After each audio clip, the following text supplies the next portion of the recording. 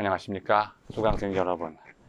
오늘 제 12주차 3차 시 지난 시간에 이어서 정보사회를 해석하는 이론적 입장 첫 번째, 단절론과 연속론. 정보사회는 이전 사회와 단절된 사회다. 아니다. 연속성이 있다. 제가 볼 땐 둘 다 연결시켜서 타당성이 있다고 보는데, 이걸 또 둘로 나누면 좀 그것도 무리가 있을 것 같아요. 자, 지난 시간에는 정보사회는 제조업 중심 사회에서 서비스업 중심 사회로, 산업노동자에서 정보노동자, 그리고 산업사회가 아니라 탈산업사회다. 그래서 사회구조와 단절적 성격을 갖는다, 이렇게 보는 단절론이 있었다. 그 대표적인 사람이 엘빈 토플러, 제3의 물결 말했던, 이 정보사회는 제3에서 끝나는 게 아니라 다른 물결이다. 또 나이스 배드의 메가 트렌드다. 이건 트렌드가 이어지는 게 아니라 이건 메가다. 메가. 이건 완전히 메타로 올라가는 초월적인 형식을 갖는다.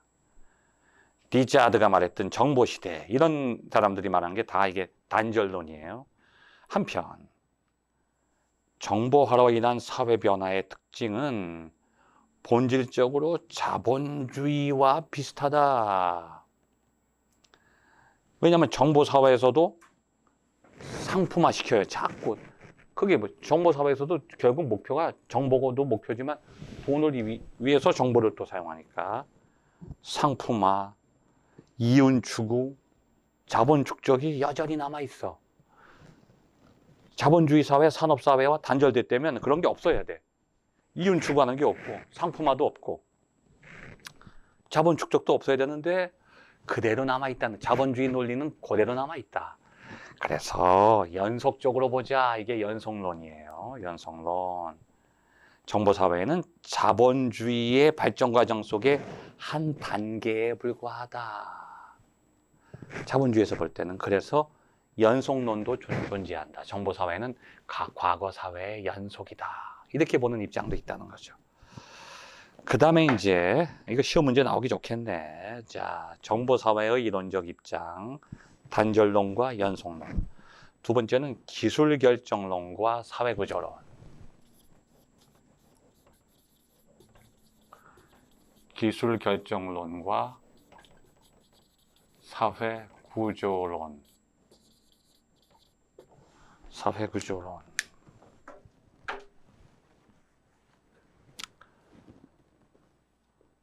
자, 기술결정론은 뭐냐 하면, 기술 자체가 발전의 논리를 가지고 있어요. 그럼 여러분, 기술이라는 것이, 이게 다 모든 게 기술 아니에요. 지금 강의할 때 쓰는 이런 과학기술의 이런 매체들, 어떻게 기술이 이전보다 퇴보할 수 있겠어요? 어떻게 인간의 지능이 퇴보할 수 있겠어요? 이 기술이라고 하는 것은 그 기술을 개발하면 개발할수록 이전보다 나아지는 거지, 거꾸로 가는 기술이 없잖아요. 그러니까 기술이라고 하는 말 속에 발전의 의미가 있다는 거예요. 그러니까 정보사회는 기술이 정보사회를 만들어냈다는 거죠. 기술의 발전은 결국은 시간과 공간에 관계없이 동일한 경로를 밟아서 발전해가는 거예요. 그래서 사회구조는 기술의 논리 자체에 영향을 미치지 않고 단지 기술 발전의 속도를 조절할 수 있을 뿐이다. 정보사회는 기술의 혁신과 발전에 비약적인 그 속도의 결과에 기인한다고 하는 거죠. 이게 기술결정론이에요. 자, 정보기술의 눈부신 발전, 확산. 그러니까 정보기술이 발전하면서 정보사회를 만들어냈다는 거죠. 한편 사회구조론적 관점이 있어요. 정보기술의 비약적 발전을 부인하는 것은 아닌데, 사회구조론적 관점은 바로 뭐냐 하면, 기술이 발전하는 것보다는 어떻게 기술이 그냥 발전하겠어요? 기술을 선택적으로 사용하는 주체가 있는 거죠.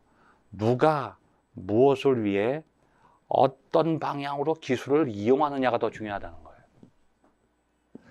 그 사회가 그 기술을 어떤 목적으로 해서 어떻게 이용하느냐가 중요하지 기술 자체가 저절로 발전하는 건 아니다.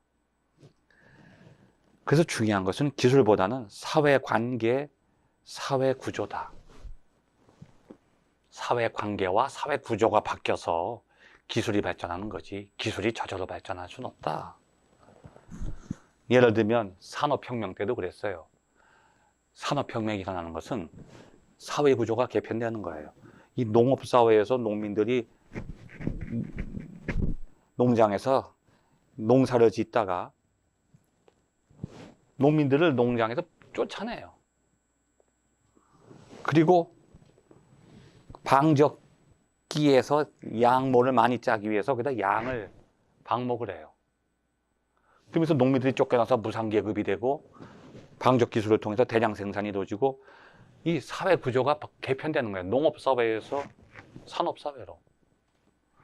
그러니까 기술 자체도 중요하지만 그것도 인정하지만 사회관계와 사회구조의 변화. 자, 그리고 정보기술이 중심이 아니라 자본의 논리다. 자본을 중시하는 자본주의 사회로의 변화. 이것도 중요하다. 그래서 사회구조론적 관점에서 보게 되면 정보사회라는 이름으로 야기되고 있는 새로운 세계가 생산과 관리에 정보기술을 도입함으로써 일어나는. 그러니까 정보사회는 기술의 발전이라기보다는 생산과 관리에 정보기술을 도입하는 거예요. 기존 사회에서. 그래서 자본을 얻는데 더 효율적이야. 사람을 쓰는 것보다 정보를 쓰니까 더 자본이 많이 생겨. 인건비가 줄으니까. 사람을 쓰면 인건비 때문에 자본 축적이 좀 많이 되지 않는다는 것이. 또 안정적이다. 사람을 쓰는 것보다. 그러니까 이러한 하나의 사회적 관계와 사회 구조가 중심이고 기술은 부분적인 거다. 이렇게 보는 거예요. 자, 그래서 지금 이 정보사회를 보는 이론적인 하나의 해석이 크게는 1번 단절론과 연속론, 두 번째는 기술결정론과 사회구조론. 이건 시험 문제 나오기 참 좋으니까 여러분이 꼭 기억을 해 주시기 바랍니다.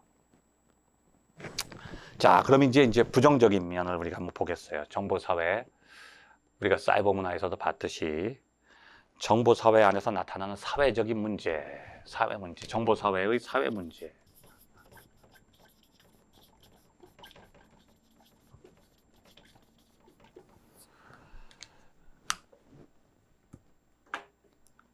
정보사회가 자본주의적인 관점에서는 기술을 혁신시키고 자본의 축적을 용이하게 해서 풍요로운 사회로 도약할 수 있는 하나의 결정적인 계기가 됐다고도 볼 수 있죠. 그러나 그 안에서 스스로가 가지고 있는 한계, 제가 전 시간에도 말씀드렸지만 대표적인 게 정보 불평등. 여기 239페이지.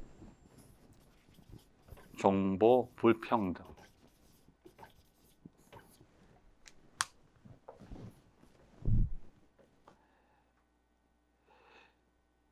정보사회 안에서도 기존의 사회처럼 인간의 권리가 존중돼야 되죠. 어떤 사회든지 현실 사회도 마찬가지고 가상현실도 마찬가지예요. 자유권과 평등권이 보장돼야 돼.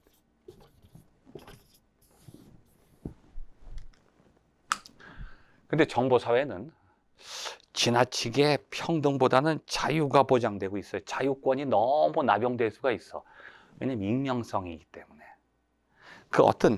그 자유를 통제할 수 있는 장치가 없으니까 너무 자유방임이야. 자유권은 너무 비대해지고 있는데, 근데 여러분, 인간은요, 두 가지 권리가 충족돼야 살 수 있어요. 뭐 여러 가지 권리가 있지. 요즘엔 물론 이 정보권도 하나의 권리죠. 정보권도 권리인데, 뭐 환경권, 뭐 주거권, 많은 권리들이 필요하지만, 편안한 주거를 가질 수 있는 권리, 건강한 환경 속에서 살 권리, 뭐 여러 가지 권리들이 많아요. 평화를 추구할 권리 많지만 기본적으로 자유권과 평등권이 보장돼야 되는데 이 두 권리가 동시에 충족되기가 힘들어요. 자유권이 강조되면 평등권이 깨지기가 쉽고 평등권이 강조되면 자유권이 깨지기가 쉬워요. 이게 굉장히 힘든 거예요. 왜냐하면 자유라고 하는 것은 개인의 측면이 강해요. 이 자유라고 하는 것은 개인적인 측면이 강한 권리고 평등이라고 하는 것은 사회적, 공동체적 측면이 강해요. 그러니까 평등을 외치게 되면 개인보다는 전체를 보는 거예요. 그러니까 평등권은 불평등하게 되지 않기를 바라는 거예요. 자유권은 개인의 권리가 침해되지 않기를 바라기 때문에 이 두 권리가 다 중요한 거죠. 근데 동시에 이걸 만족시키기는 참 힘든데 정보사회는 결국은 인간의 개인적인 자유를 극대화시키는 방향으로 나가기 쉽다는 거예요. 그러다 보면 평등이 깨지는 거예요. 정보 불평등. 왜냐하면 너무 개인의 자유를 주자면 정보가 독점화되니까. 자본주의에서 만들었던 문제하고 똑같아. 자본주의도 너무 자본을 자유하게 해서 개인의 자본을 획득과 소유를 너무 자유롭게 하다 보면 독점화되는 거예요, 자본이. 그럼 불평등이 생기잖아요. 양극화가 되듯이 정보 양극화. 정보를 가진 사람과 안 가진 사람 사이에 평등이 깨지는 거예요. 자, 339페이지 밑에 1번. 정보 불평등. 정보사회에 출현했다는 가장 심각한 사회 문제는 정보 불평등이다. 정보 불평등이란 정보라는 희소자원의 접근 이용 면에서의 격차, 즉 정보 격차에서 비롯되는 불평등. 누구나 똑같이 정보에 접근할 수 있어야 돼. 이용할 수 있어야 돼. 근데 그것을 위해서는 또 다른 정보가 필요해. 정보에 대한 정보. 정보에 대한 지식이 있어야 되는데 쉽게 말하면 컴맹이 많아요. 인맹도 많아. 인터넷맹. 뭐 한맹, 한글맨. 한글을 치는데 한글 잘 못 써요. 그러니까 요즘에 무슨 무조건 컴퓨터 데스크탑이라든지 노트북 최신 제품 최첨단 사양을 사는데 갖다 놓으면 그거 활용을요 10%도 못 한다는 거예요. 휴대폰도 요즘엔 무슨 최신형 휴대폰 100만 원짜리 사서 저는 요즘에 효도폰 써요. 효도폰이 뭐야? 전화하고 받고 문자, 카톡만 하면 되고 나머지 안 하잖아요. 인터넷만 좀 하면 되지. 활용을 못 한다는 거예요. 정보 활용 능력의 격차가 결국은 정보 불평등을 만들어낸다는 거예요. 자, 이 문제가 지금 정보사회에서 가장 심각한 문제입니다. 지금 모두가 똑같은 정보 능력을 갖지 않잖아요. 컴맹이 많다는 거죠. 인맹도 많고. 누가 그걸 잘 활용하느냐. 그 다음에 표들 보면 여기 쭉 나와요. 여기 아주 재밌죠. 여기 340페이지 표 보면 정보 격차의 악순환. 정보의 격차가 생기면 인적 자본의 격차가 생기고 이게 또 교육 수준의 격차와 연결되고 이게 디지털 격차가 되고 부의 격차. 결국 가난하게 된다는 거예요.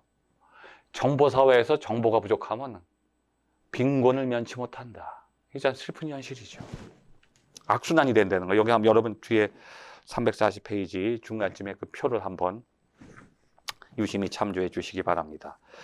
두 번째, 정보사회가 가지고 있는 사회적 문제 중에 심각한 건 또 뭐냐면 개인정보 침해예요.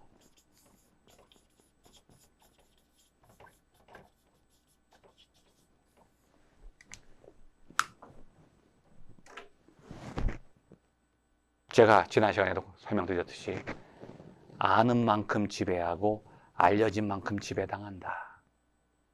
그런데 내가 알려주지 않았는데 알려진다. 이게 심각한 거예요. 나는 알려주기를 원치 않았고 알리지도 않았는데 저 사람이 알고 있어. 왜? 정보가 유출되는 거예요. 정보가 유출되고 있어요, 지금도. 이게 말하자면 제일 심각한 해킹이에요. 개인정보를 해킹하고 있다는 거죠. 지금 공공기관에서도 지금 개인정보가 해킹돼서 지금 유출된 게 사례가 뭐 작년인가 재작년 농협도 그렇고 우체국도 그렇고 뭐 엄청나게 지금 정보가 343페이지 개인정보 침해 우리가 인터넷 용어로 말하면 해킹이라고 하는 거예요. 정보통신 기술의 발달은 우리 생활을 편리하고 스마트하게 바꿔놨는데 반면 실시간으로 수집 활용하는 정보량이 많아지고 다양해지면서 우리도 모르는 사이에 어떤 정보가 새나가는 거예요. 개인은 프라이버시 침해 위험에 노출되기 쉬운 환경에 놓여 있어요. 지금 이 정보 사회는 그 어느 때보다도 프라이버시 사회예요.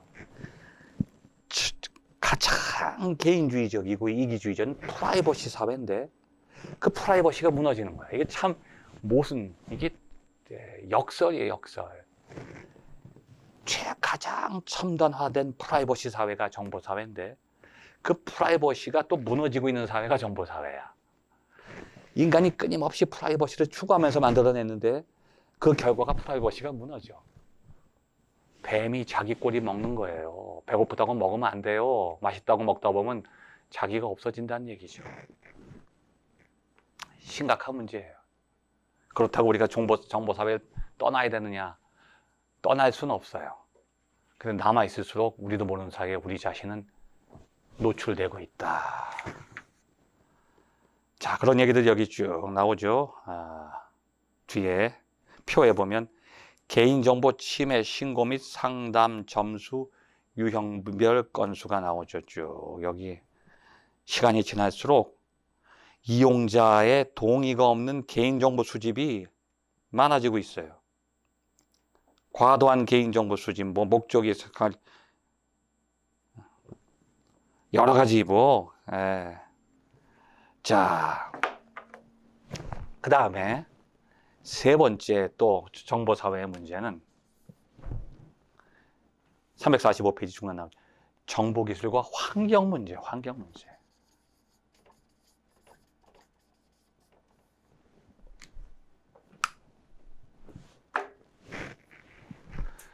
자, 인간은 자연과 더불어 사는 존재예요. 근데 언제부턴가 인간이 자연과 더불어 살려고 하지 않고 자연을 배제하고 살려고 그래. 이게 큰일 나는 겁니다. 인간은 지금까지 자연에 적응하면서 자연을 통해서 자연과 함께 살아왔는데 그 17세기 계몽주의 18세기가 되면서 인간이 자기가 자연에 속했다고 생각하지 않고 자기 혼자 존재한다고 생각해. 자연을 자기와 분리시켜요. 인간중심주의, 개인중심주의가 형성됩니다. 그래서 이 자연을 자기를 위해서 파괴시키고 망가뜨려도 큰 문제가 없다고 생각하는 거예요. 그래서 환경이 오염되기 시작해요. 근데 환경이 오염되면 어떻게 되냐면 자연이 망가지면 그 결과가 인간에게 나타나게 돼 있어. 이 정보기술도 사실은 눈에 보이지 않는 기술이지만 그 기술이 사실은 눈에 보이지 않는 처음 망가지는 게 아니라 현실적인 하나의 산업공학, 과학기술의 꽃이에요. 그 안에 수많은 하나의 과학기술들이 융합돼서 정보기술을 만들어내는데, 자, 이 정보화가 결국은 산업사회가 안고 있는 물질 자원의 고갈과 에너지의 고갈, 자연 파괴, 그리고 공해 및 환경오염의 문제를 극복한다고 처음에 생각했어요. 왜냐하면 기존의 산업을 대체하기 때문에, 그리고 고용 없는 성장을 만들었기 때문에 이제 환경을 친화적으로 환경오염을 감소시킨다고 봤는데, 물론 이 정보기술이 발전할수록 산업 구조가 소형화돼요.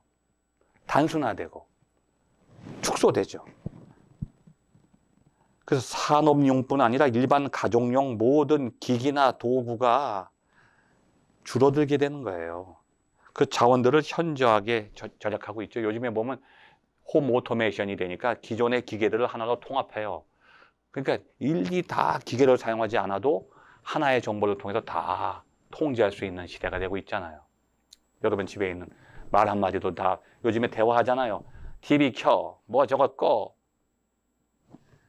그렇게 되니까 많은 자원을 절약할 수 있다고 봐요. 그런 의미에서 환경이 개선되는 것으로 보이는데, 자, 거대한 경제적 이익과 새로운 쾌적성과 환경 친화적 활용을 가능하게 하는 면도 있는데 345페이지 제일 밑에 보면 다른 한편으로 포로우가 말한 정상적 사고의 위험도 적지 않다.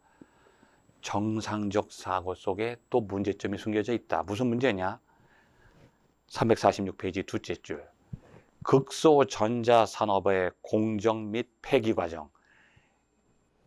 여러분 정보사회는요. 그냥 가상적인 것만은 아니에요. 현실과 연결돼 있어. 그 가상현실을 구현하기 위해서는 극소전자산업 공정이 필요해요. 또 폐기 과정이 필요하죠. 거기서 유독성 화학물질과 유독가스를 대기 중에 방출합니다. 대기 오염을 악화시켜요. 그 과정에서 나오는 수은, 유독성 중금속들이 있어요. 그래서 요즘에는 이 정보기기들도 다 재활용하려고 하잖아요. 다 컴퓨터도 그렇고 인터넷 기기들도. 예를 들어 반도체 하나를 제조하기 위해서 2,000여 종의 화학물질. 이 반도체가 저절로 만들어지는 게 아닙니다. 아주 미세 공정이기 때문에 미세한 화학물질이 상상할 수 없이 많이 활용돼요. 그중 대부분이 유해물질이에요. 이 유해물질들은 제품에 직접 사용되지 않고 최종적으로는 공장 밖으로 배출돼요. 이걸 관리하지 않으면 엄청난 겁니다. 폐수나 폐가스가 만들어지죠. 물과 공기가 오염된다는 거예요. 물과 공기가 오염되면 그게 궁극적으로 어디로 가느냐? 인간에게 와요. 최종 숙주가 인간입니다. 최종적으로 공기를 마시는 게 인간이고 물이 오염되면 그것이 식물과 동물로 들어가요. 그럼 그 식물과 동물을 섭취하는 최종 숙주는 또 누구냐? 인간이에요. 심각한 거죠. 그래서 여기 2004년도부터 환경부도 이 인터넷과 관련되고 또 이 정보산업과 관련되는 모든 부분에서 사용되는 유해 화학물질 218종을 조사해서 여기에 대해서 관리하기 시작했어요. 그런데 지금 이게 아직은 잘 이루어지지 않고 있죠. 아직도 문제가 많이 있어요. 이게 공해물질로 좀 확대되고 있죠. 자, 349페이지. 그럼 우리는 어떻게 해야 되느냐? 정보사회의 사회 문제에 대한 대책. 이 세 가지 문제 크게. 정보가 불평등하다. 개인정보가 침해되고 있다. 환경 문제를 일으키고 있다. 자, 여기에 대해서 우리는 어떻게 대책을 세워야 되느냐? 349페이지. 정보 불평등 대책 나오죠. 자, 밑에서 넷째 줄. 기술 결정론이나 시장 원리에 의존하는 정보사회에 대한 낙관론자들은 정보 격차는 일시적으로 나타난다. 이 정보 불평등이. 정보 불평등에 대한 대책은 그건 일시적이다. 시간이 지나면 해소될 것이다. 왜냐하면 정보 사회에 계속 적응하는 과정 속에서 일어나는 일시적인 현상이지 처음에 인터넷이라든지 사이버 공간, 사이버 현실에 대해서 잘 모르는 사람들도 그것을 활용하다 보면 점차로 익숙해질 것이다. 시간이 지나면 대부분 다 그 정보 사회에 다 적응하게 될 것이다. 낙관적으로 보는 거죠. 거의 사회 문제로 인식하지 않는다는 거죠. 그러나 정부 시책으로서 정보 격차를 해소하기 위해서 계층 간의 소득 격차를 축소시키고 소득 격차가 정보 접근의 기회의 불평등으로 이어지는 연결고리를 차단하는 정부 정책도 필요하다는 거죠. 이게 굉장히 중요한 거예요. 그리고 정보 교육을 활성화시켜야 돼요.